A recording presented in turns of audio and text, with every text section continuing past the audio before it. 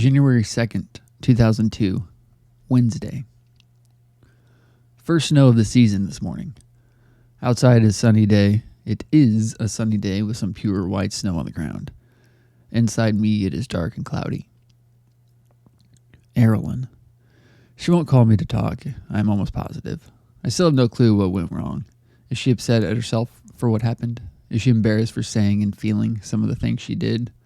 The things she did? Does she think I did something I shouldn't have? No matter what, if anything comes out of that night, it still means a lot to me. Hopefully to her also, in some way. To me, I saw how I can be if I allow myself. I can open up and share feelings without feeling exposed and exploited. I can be gentle, sweet, and not always want sexual pleasure out of it. Marilyn. I've talked to her in little bits a few times in the past few days. She has a strange rash and is throwing up everything she eats. I hope so much that this is just a small stomach flu or something. She always has something wrong with her, and I feel so bad for her. She's such a sweet girl and such a caring person, and she rarely feels great or just fine, even. I had a bunch of strange dreams last night. One in particular was that I was back in high school talking to my radio and TV teacher, Mrs. G, and my writer's workshop teacher, Mrs. H. Miss H. As I walked around the school, I kept seeing people I knew.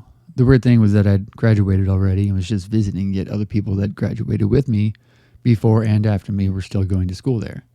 Micah G, Erica L, Joel M. I extremely dislike dreams about high school. High school doesn't matter anymore, and I no longer matter to it. I could go back and say, hey, but who the fuck would really care? 1:53 p.m. I just wrote a poem that I've been wanting to write for a while. I've wanted to write it to and for someone who sadly can never read it. Your poem is one of the victims of Columbine. I read a book over a year ago about her that her mother had written called She Said Yes. And it's a very touching book. Read it if you have the chance. 2:13 p.m. Just wrote another poem called Phoenix, which is a play off of Phoenix and Freebird. This is the character is being reborn, rising from the ashes, becoming free, and a phoenix is a bird, and the magnificent Freebird is playing right now. Random thought. People in this country always need answers, or justification at the least. They cannot accept that some things just happen, and some people just are the way they are. I thought a few minutes ago as I walked by Vanilla Sky and saw the disfigured Tom Cruise, how interesting it would be to have a disfigured face. It would make people so easy to deal with. You would find out who your true friends are and your true love. And I do understand that there are probably a few downsides to it, but people in general would probably be more at ease with me, I think. If they read my poetry, prose, screenplays, and short stories, they would not be able to understand how stuff that dark and fucked up could come from what looks like a good, clean-cut, white, American suburban Christian boy. What it looks like, I said. I am not good, clean-cut, or a Christian. I'm just a white, suburban American boy.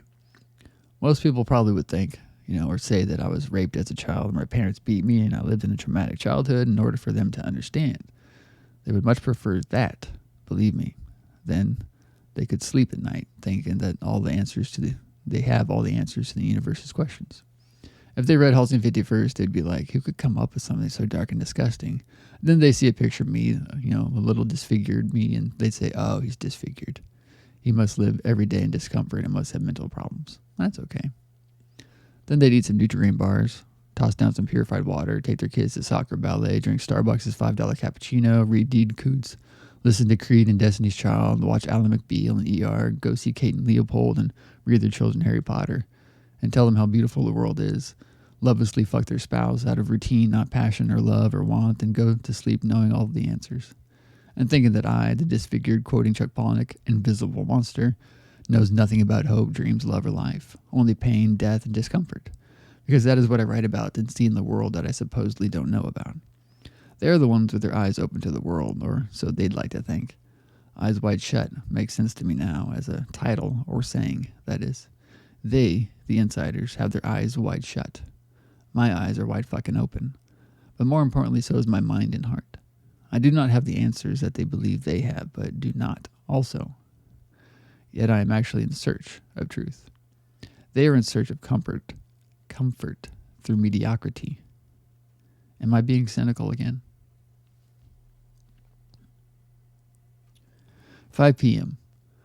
I have been reading, off and on, Colin Wilson's The Outsider for a while now. Today I finished Chapter 5, The Pain Threshold. The more I read of past artists, philosophers, and authors, the more I feel at home. I know my purpose. The only questionable thing is that most of these greats and so-called outsiders either killed themselves or went insane. Van Gogh killed himself, Nijinsky, Nietzsche both went insane. If I keep on my road of self-exploration and search for truth while condemning the mainstream, where will I end up?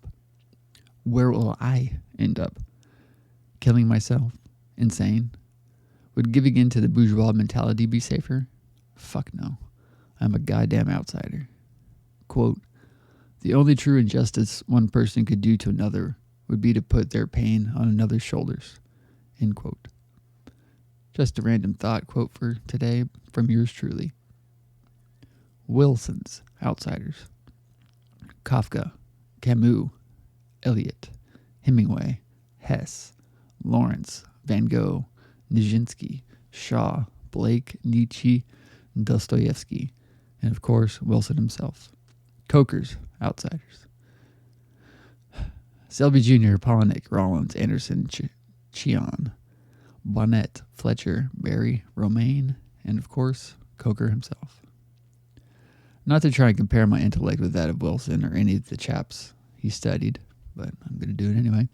My list is completely compiled mainly of those who I know and or read and understand. Read and understand, not sure what I meant there. And these people I feel are different from the masses. They live, like me, searching for that one thing. Quote, once you confront the darkness you find within, you will also face it in the world. Thankfully, that pertains to the light as well. End quote. I'm not sure where that quote's from. I didn't log it down. Interesting story. Last week at work, I was on door with Eric for a while. A man comes up to the podium with some outside food, and Eric tells the guy that we don't allow outside food to drink in. And of course, the guy acts like it is a shock, and as if it's not a normal thing for movie theaters. And the guy claims how it is a great injustice. Myself, Mr. Flynn, and Stacy were all standing there. We were listening and watching, but letting Eric handle it all. The man says, "You should have that posted somewhere." And all at once, as if on cue, Flynn, Stacy, and Eric all say, "It is. It says it on the doors." For the most part, they stayed out of it, but everyone, with the exception of myself, jumped at the chance to prove this man wrong. That can be used as an analogy toward our society if one were so inclined. Driving home tonight, in a period of 10 to 15 minutes, 98.9, 93.3 both played My Sacrifice by Creed, and 98.9, 93.9, 93.3, and 96.5 all played How You Remind Me by Nickelback. 2 songs on 3 different stations in about 10 minutes. Quote, variety is the spice of life, my friend. End quote, Chasing Amy, film. Obviously, this world is out of spice. Where is this millennium's Marco Polo? At 8:30 p.m., I went over to Marilyn's. She's feeling a lot better. I guess she also has hives of some sort. Stephanie, Morgan, Ryan, and Jeff were all over there watching Mystery Alaska. I'd forgotten that Russell Crowe was in that. That was back when it was simply Russell Crowe, not Academy Award-winning Russell freaking Crowe. He's cool. I came home from there about 10 p.m. and spent some time typing in old journals and some Linkin Park lyrics. I'm heading to bed. Peace. End quote. Man's life is a strange matter and full of unreason. A buffoon may be fatal to it. End quote. Friedrich Nietzsche, Thus Spake Zarathustra.